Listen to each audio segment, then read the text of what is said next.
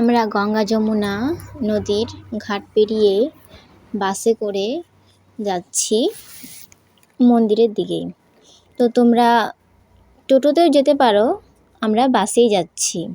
বাসেতে টোটোতে 10 টাকা নেয় নদীর ঘাট থেকে নামহট্ট অবধি।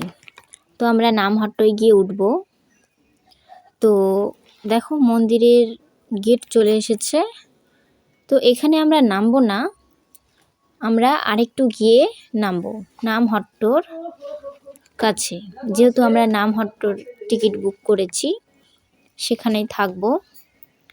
এবং গেটটা ভালো করে দেখাচ্ছি যে আমরা মন্দিরটা দেখতে পাচ্ছি সুবিশাল।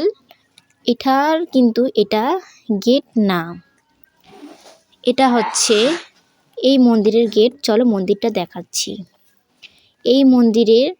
এই মন্দিরটাতে যেতে হলে এই গেট দিয়ে যেতে হয়।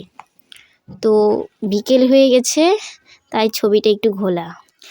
ভিডিওটি সম্পূর্ণ দেখার জন্য অনেক অনেক ধন্যবাদ।